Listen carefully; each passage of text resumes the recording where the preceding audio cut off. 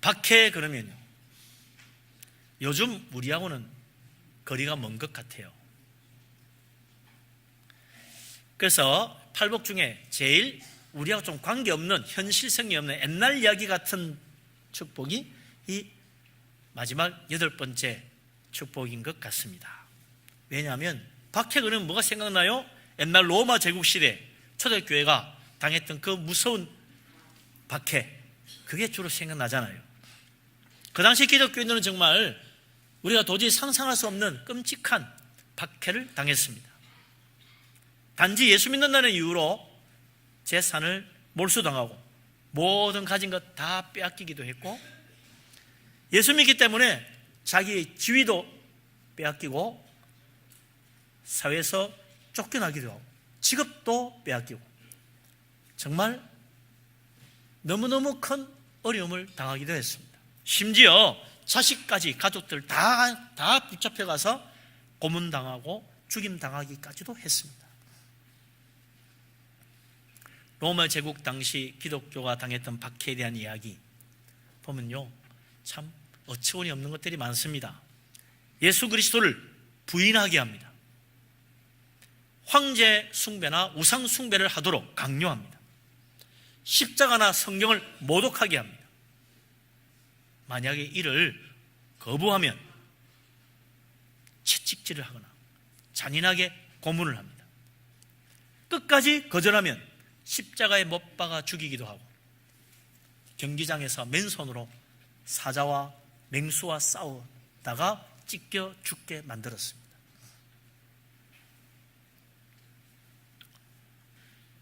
이거 말고도 참 말로다 할 수 없는 끔찍한 일들이 있습니다. 성경에도 일부 그런 게 나와요. 사도 바울이 복음 전하면서 겪은 고난, 여기저기 나오는데 고린도 후서 11장 23절 24절에 보면 바울이 말하기를, 나는 복음을 전하다가 옥에 여러 번 갇혔다. 매도 수없이 맞았다. 돌에 맞아 죽을 뻔한 적도 있었다. 그거 말고도 죽을 고비를 여러 번 겪었다.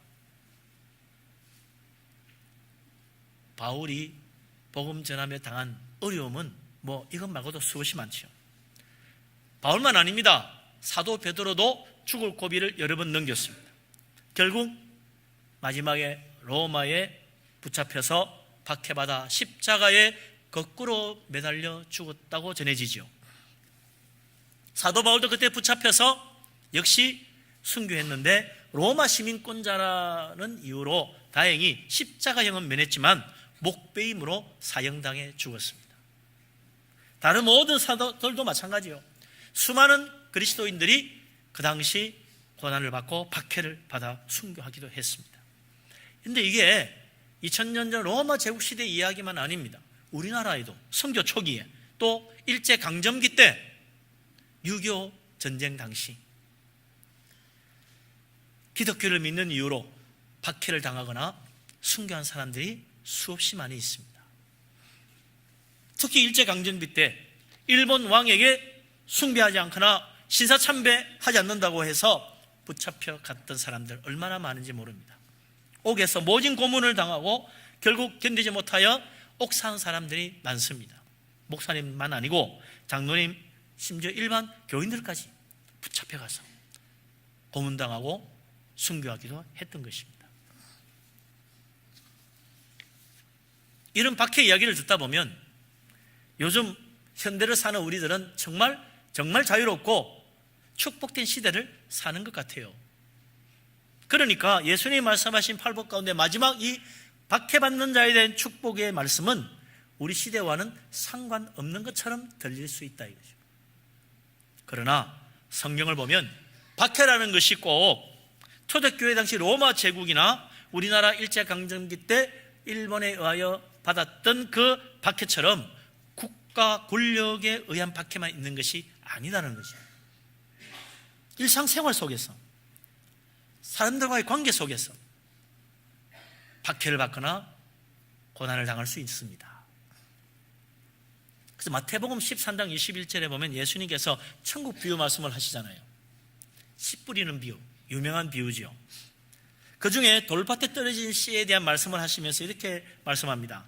이런 사람은 말씀을 들을 때 기쁨으로 받지만 말씀으로 말미암아 환난이나 박해가 일어날 때는 곧 넘어지는 자라 그랬어요.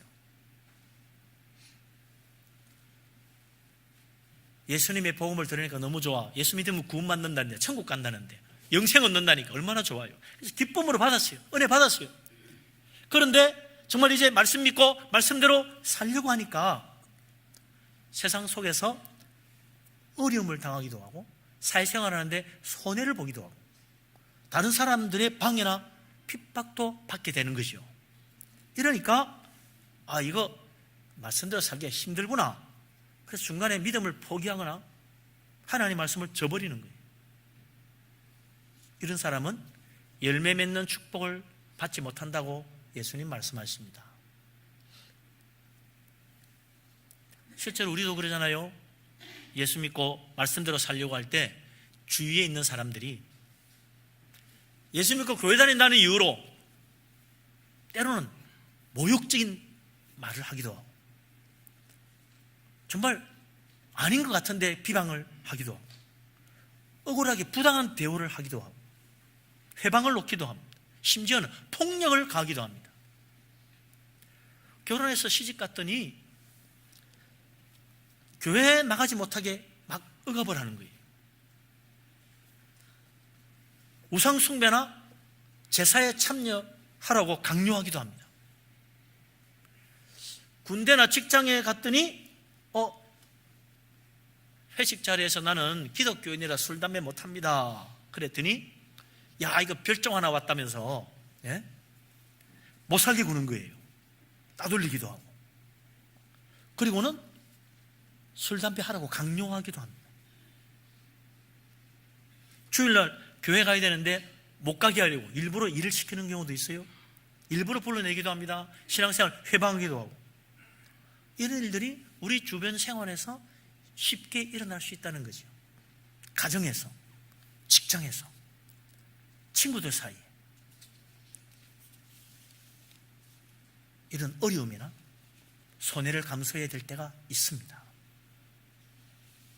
이런 이야기를 들으면 말이죠, 지금이 로마 제국시대도 아니고 일제감정기도 아닌데 나도 그런 비슷한 박해를 받았다고 생각하는 사람들이 없잖아 꽤 있을 거예요.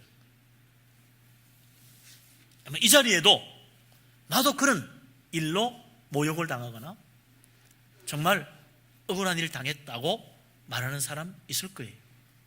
박해는 옛날 이야기가 아닙니다.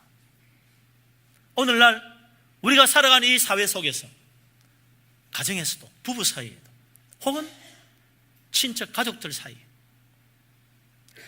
직장에서 동료나 내가 아는 친구들 사이에서도 교회 다니고 예수 믿는다는 이유로 박해를 받는 일, 억울한 손해를 당하는 일 겪는 거죠.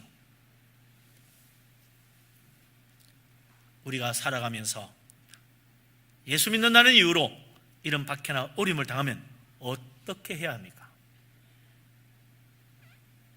예수님께서 박해당하는 믿음에 대하여 오늘 축복을 말씀하십니다.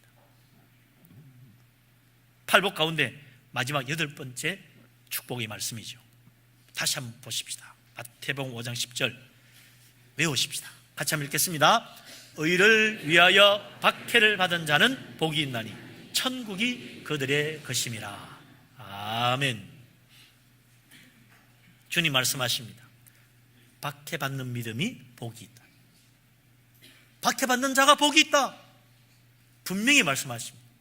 박해받는 자 중에 복 있는 사람이 있다? 아닙니다. 박해받는 자는 복이 있습니다. 박해받은 경험이 있는 사람 복이 있습니다. 그것도 그냥 박해받는 게 아니고 단 의를 위하여 박해받아야 돼요. 이런 사람 천국에 가득하다고 예수님이 말씀하십니다. 천국 가면 그런 사람들을 만날 거라고 이야기해요. 박해받는 믿음이야말로 우리 하나님이 인정하시는 신실한 믿음이라는 거죠. 박해도 감수하며 예수 믿었는데 누가 그 사람 믿음이 거짓되다고 이야기하겠습니까? 하나님도 그의 믿음을 인정하시고 천국 문을 활짝 열어주시는 것입니다. 그래서 의를 위하여 박해받은 자는 복이 있어서 천국이 그들의 것이 된다고 분명히 말씀하십니다. 천국 소망 믿음으로 붙들고 의를 위하여 박해도 받을 수 있는 복된 믿음이 될 수 있기를 주의 이름으로 축원합니다. 아멘. 의를 위하여 받는 박해여야 한다. 의를 위하여 박해받는다는 게 무엇인가? 어떤 것이냐? 간단히 말하면 하나님을 믿기 때문에 고난도 받고 핍박도 받는 게 의를 위하여 박해받는 거지요. 하나님 믿는 거하고 왜 의를 위하여 박해받는 거하고 같다고 말합니까?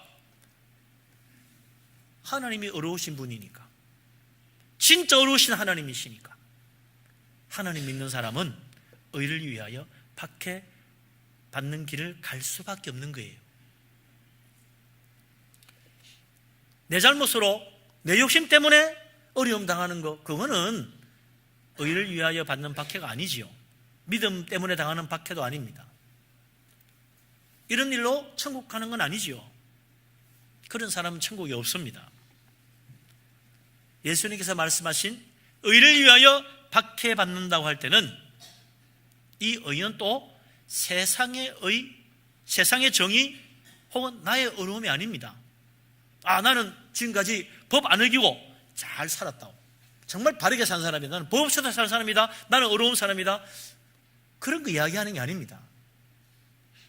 또 나는 정말 정직하게 살았어, 나는 최선을 다해서, 나는 진실해, 나만큼 깨끗하게 산 사람은 없어, 나는 신념을 지킨 사람이야, 남에게 해를 끼친 적도 없지, 나는 법을 어기지도 않아서 나 정말 깨끗해.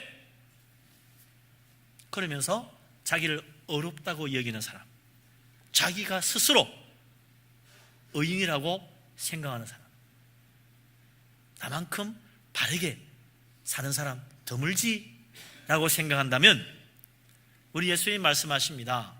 자기를 어렵다고 믿는 사람 하나님의 인정받지 못한다 그랬어요. 그런 사람이 어떤 사람이냐? 누가복음 18장 9절에 보면 예수님께서 위선적인 바리새인들을 향하여 그들의 특징이 바로 자기를 어렵다고 믿는 자라고 그랬어요. 예수님이 가장 싫어했던 거짓된 믿음을 가진 위선자 바리새인들의 특징이 뭐냐? 자기를 어렵다고 믿는 거예요. 나 의인이야, 나 좋은 일 하고 살아, 나는 바르게 사는 사람이야, 나는 천국 제일 먼저 가. 근데 예수님 말씀하십니다. 14절에 이르기를 그는 하나님께 어렵다함 받지 못하고 돌아갔다고 그랬어요. 자기는 어렵다고 생각하는데 하나님은 아니라는 거야. 스스로 어렵게 여기고 스스로 진실하다고 생각하고 스스로 자신은 최선을 다하여 살아온 나무랄 데 없는 사람이라고 여기는 그 사람, 바로 그 사람이 현대판 바리새인인 거지요. 교회 안에도 그런 사람이 가끔 있어요. 목사님, 저 정말 깨끗하게 살았습니다, 어렵게 살았습니다, 좋은 일 많이 합니다, 저 열심히 봉사합니다, 저만큼 열심히 있는 사람도 드물지요, 이렇게 생각하는 사람이 있어요. 하나님 그 사람 어렵다고 하지 않아요. 이런 사람 천국에 가면 없습니다. 못 볼 거예요. 의를 위하여 박해받는 믿음, 천국에 축복받는 사람인데 어떤 사람이냐? 지극히 어려우신 하나님을 믿는 사람. 그래서 나 자신 하나님 앞에 서니 너무나 부끄럽고 정말 하나님 앞에 감히 머리도 들 수 없는 부족한 죄인임을 깨닫는 거예요. 어려우신 하나님 앞에 서보니 나는 어렵지 못하다는 걸 깨닫는 것입니다. 오히려 하나님이 진노를 받을 죄인임을 알고 통회하는 심정으로 하나님 앞에 엎드려 회개하는 거예요. 이런 사람이 의를 위하여 박해받을 수 있는 믿음을 가진 사람입니다.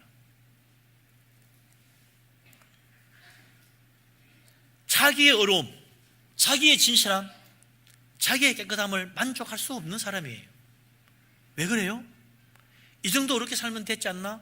그렇게 생각하는 사람하고 다릅니다. 왜냐하면요, 이 사람은 하나님을 만난 사람이에요. 하나님 만나보니 얼마나 어려우신지, 지극히 어려우신 하나님 앞에 서보니 나의 어려움이란 정말 더러운 옷과 같더라. 자랑할 수 없더라는 거예요. 하나님 만나보니 나의 진실함이란, 세상 사람에서는 큰 소리 쳤는데 하나님 앞에 서보니 썩어 냄새나는 쓰레기 같아. 그래서 감히 내가 진실하다 말도 못해. 하나님 알기 전에는 나는 최선을 다해 살아왔다고 생각했어요.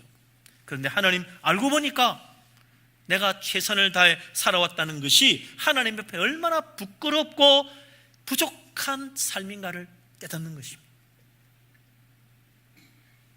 그래서 참으로 하나님 만난 사람은 하나님 앞에 설 때마다 주여 나를 불쌍히 해주십시오, 나는 죄인입니다, 통회하며 떨며 엎드려 회개할 수밖에 없는 거예요.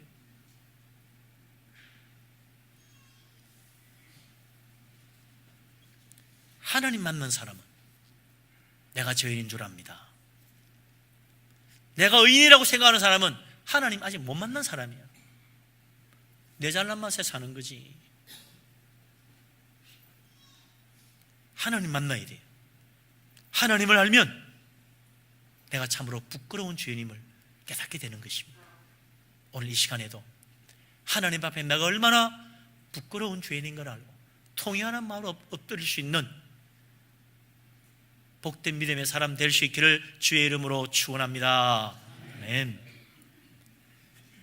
나의 부족함을 깨닫고 회개하는 사람, 이런 사람은요, 그래 내가 이렇게 살면 안 되겠어, 이제 하나님 앞에 바르게 살아야지, 그럴 거 아니에요.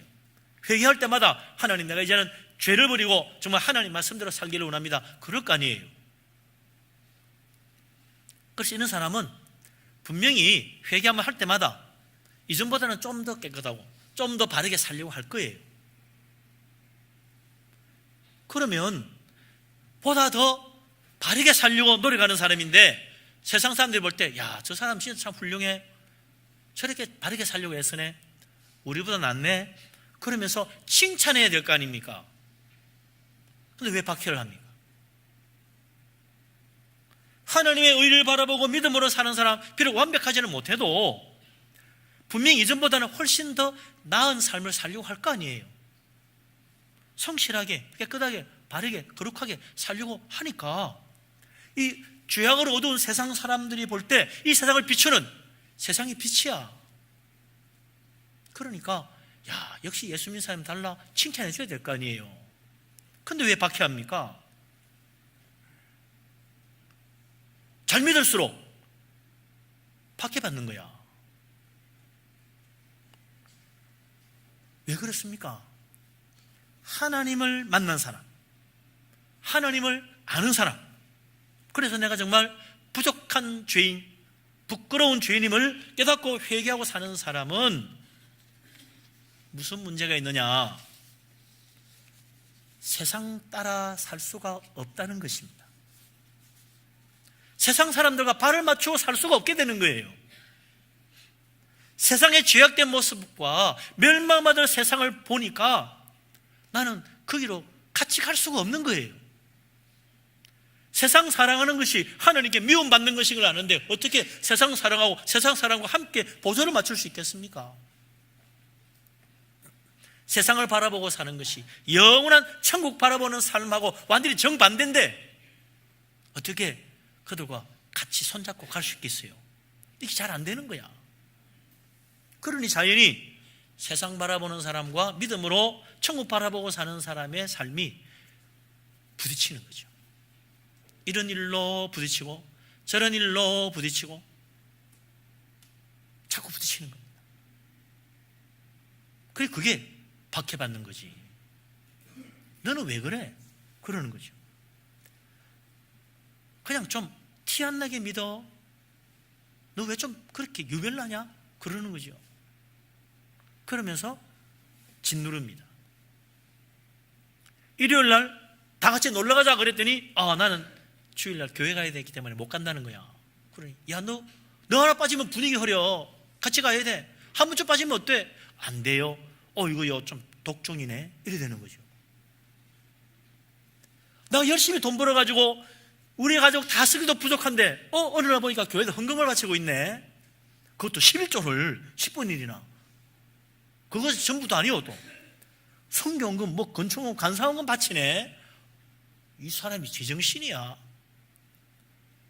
그러니 부딪히지 않을 수 있어요?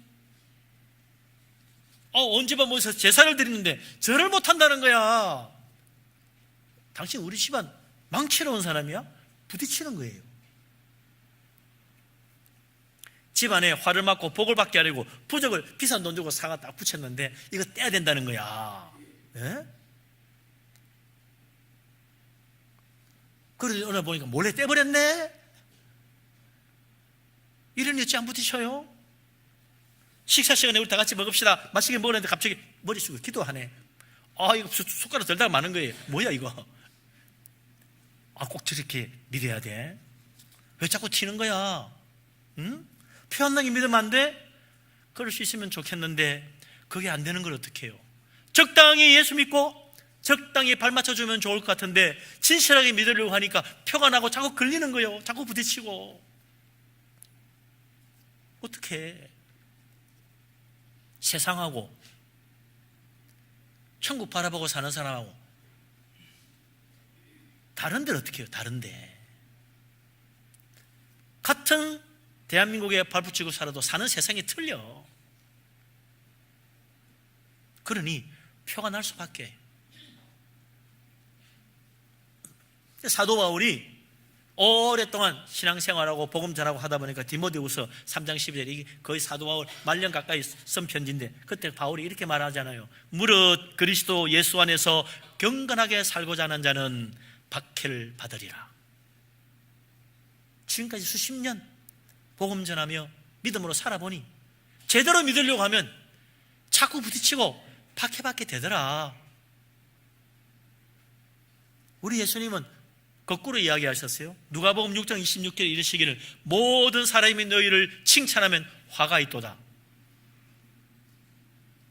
세상 사람들 전부 다 야, 너처럼 예수 믿어야 돼. 너 참 정말 사람이 됐어. 너 참 훌륭해. 자꾸 너도 나도 칭찬하면 하나님께 저주받을 수도 있다. 너 조심해라. 예수님이 경고하셨어요. 옛날에 그들의 조상들이 거짓 선지자들에게 얼마나 이빨이 칭찬 많이 한 줄 알아?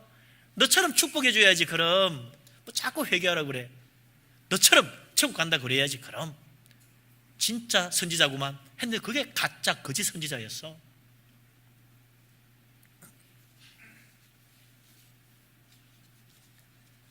옛날이나 지금이나 다 똑같다. 세상 사람들이 그래 너 정말 진짜 우리 마음에 딱 드네.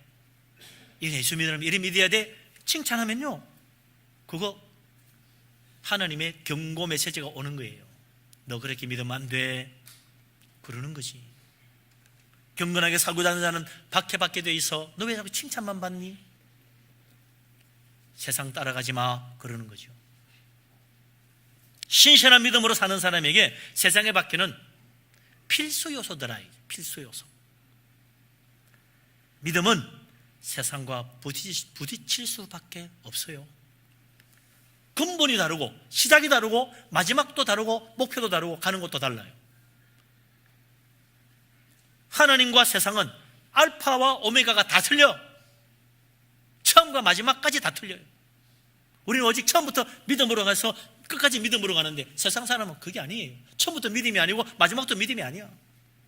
그러니 부딪힐 수밖에 없는 것입니다.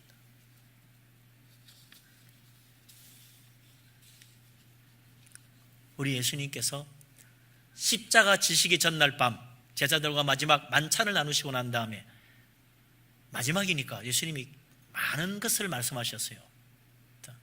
그때 요한복음 15장 18절에서 21절에 보면 이런 말씀을 하십니다. 세상이 너희를 미워하면 너희보다 먼저 나를 미워한 줄을 알아라. 너희는 세상에 속한 자가 아니야. 도리어 내가 너희를 세상에서 택하였기 때문에 세상이 너희를 미워하느니라. 사람들이 나를 박해했으니까 너희도 박해할 것이다. 왜냐하면 나를 보내신 하나님 모르기 때문이라. 하나님을 알면 안 그럴 텐데 하나님 모르니까. 하나님 알고 하나님 믿는 사람 미워하고 박해하게 돼 있다는 거죠. 우리 예수님 생각해 보세요. 우리 예수님처럼 선하신 분이 어디 있습니까? 예수님처럼 진실하신 분이 어디 있어요? 예수님처럼 은혜로우신 분이 어디 있습니까? 예수님처럼 어려우신 분이 어디 있어요? 근데 세상이 예수님을 십자가에 못 박았습니다. 예수님이 틀려서 악하기 때문에 거짓이니까 예수님 미워하여 십자가에 못 박은 게 아니에요. 예수님은 세상과 너무나 다르시기 때문에 세상이 그를 미워하여 십자가에 못 박아 죽인 것입니다.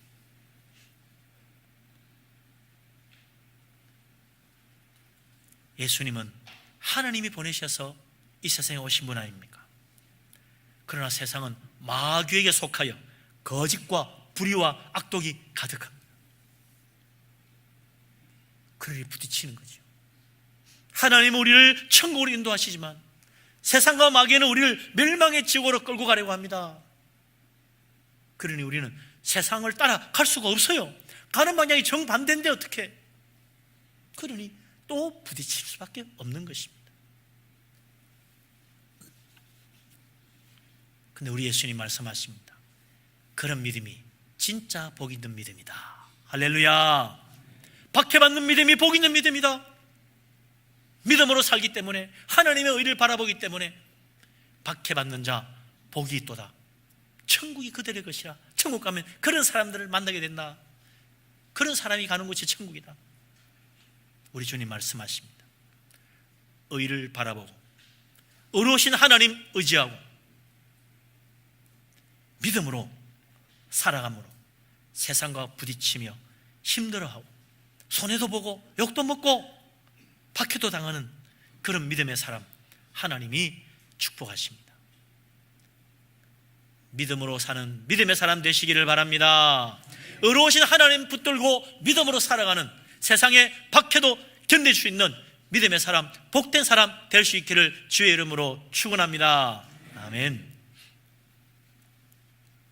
그런데 참 묘한 게요,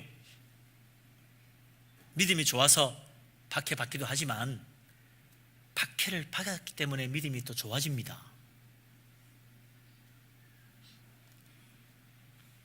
박해받다 보니 기도하게 되고요, 박해받다 보니 성경 말씀 보고 위로받게 되고, 박해받다 보니 예수님 십자가 붙들게 돼요.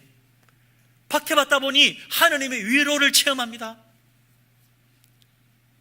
어려움 당하고 손해보고 억울한 일 당하면서 기도하며 하나님 말씀 붙들면서 하나님의 놀라운 사랑을 다시 한번 깨달아요.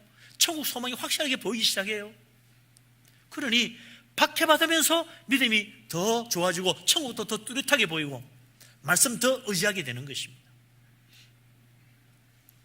그래서 박해받는 믿음이 복 있는 믿음입니다. 할렐루야. 아멘. 성경에도 보면 그런 하나님 의를 바라보았기 때문에 박해받은 사람 이야기가 많아요. 대표적인 사람 야곱의 아들 요셉, 잘 알잖아요. 애굽의 노예로 팔려갔어요. 그렇지만 그는 늘 하나님과 함께 했습니다. 성실하게 살았어요. 근데 주인 보디발의 아내가 그 젊고 잘생긴 요셉이 탐이 나가지고 유혹을 했습니다. 거절하니까 오히려 누명을 뒤집어 씌워가지고 감옥에 쳐넣었어요. 정말 억울하죠.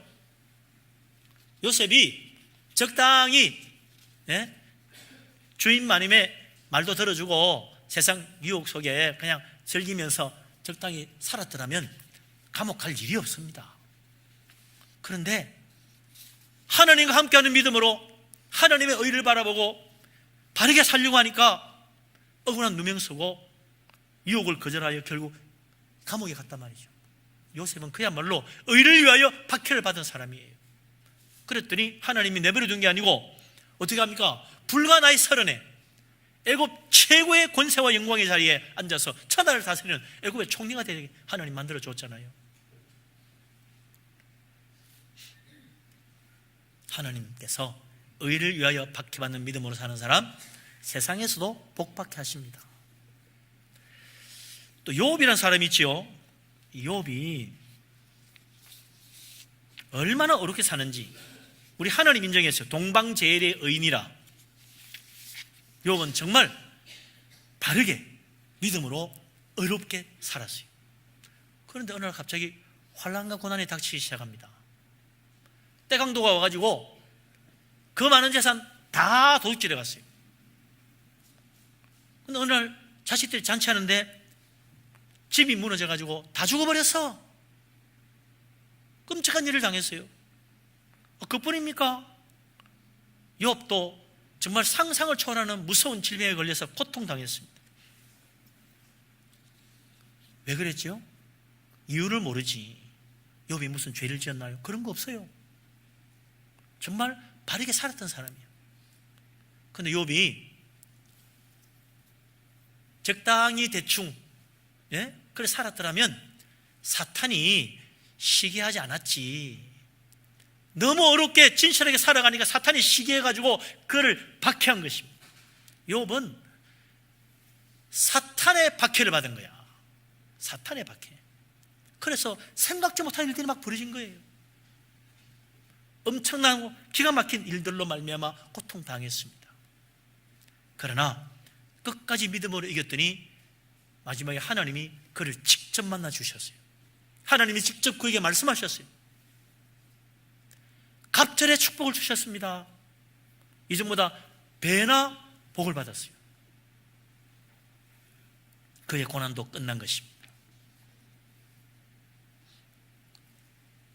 우리 하나님 참으로 의를 위하여 믿음으로 사는 자, 사탄이 아무리 박해할지라도 인내로 나아가는 그 사람 반드시 축복하시고 이 세상에서도 잘되게 만들어 주십니다. 믿음으로 주를 붙들고 사람들이 하는 박해든 사탄이 하는 박해든 믿음으로 승리하여 참으로 우리 하나님 앞에 축복받고 천국의 축복받는 우리 모두가 될 수 있기를 주님의 이름으로 축원합니다. 아멘. 근데 좀 특이한 사람이 한 사람이 있어요. 한나라는 여자인데 사무엘상 1장에 보면 한나가 나오죠. 그에게는 브닌나라고 하는 원수 같은 인간이 있었습니다. 브닌나는 자식을 잘 낳았는데 한나는 자식을 못 낳았어요.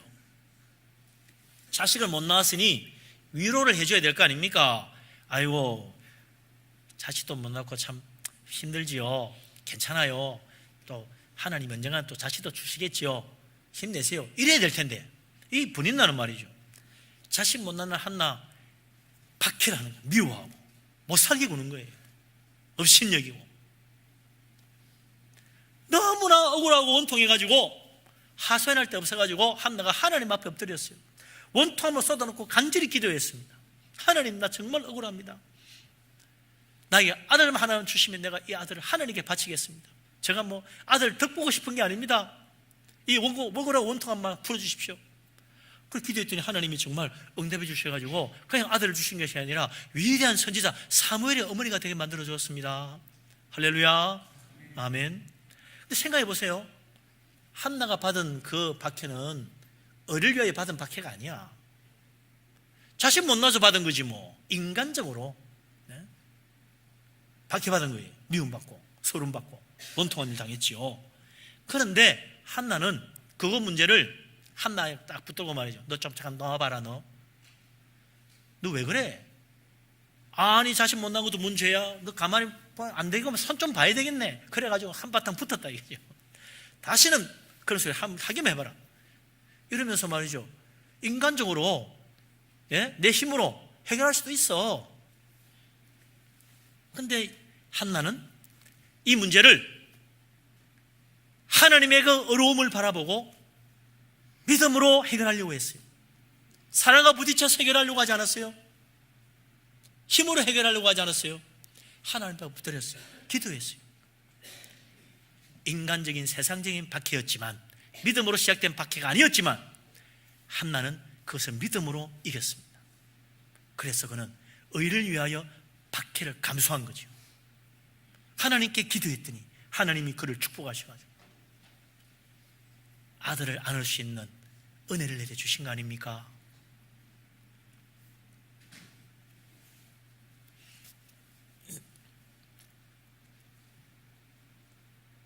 박해 안 받고 다 형통하면 좋을 것 같지만 그게 꼭 복이 아니라는 것입니다. 믿음으로 사는 사람, 때로는 박해가 축복이요, 고난이 우리 하나님의 은혜요, 나의 연약함이 우리 하나님의 놀라운 도우시는 손길로 이어질 수 있는 축복의 통로가 될 수 있는 것입니다. 우리 하나님, 오늘 우리가 의를 바라보며 어려우신 하나님 붙들고 믿음으로 의의 길 걸어가는 사람 만나기를 원하십니다. 천국에 가면 이런 사람들이 가득할 거예요. 나도 그래, 억울한 일 당해서, 나도 기가 막힌 일 당해서, 그러나 믿음으로 내가 끝까지 이겼지. 하나님께서 나를 기뻐하시고 이런 축복 주셨지. 다 그런 사람 만날 거예요. 그 앞에서 우리 하나님 나의 눈물도 닦아주시고 나의 억울한 마음도 다 풀어주실 거예요. 사탄이 정말 신실하게 믿음으로 사는 사람 시기하고 박해하고 고난 가운데 빠뜨립니다. 세상이 우리를 미워하여 우리를 박해하고 손해보게 만들기도 합니다.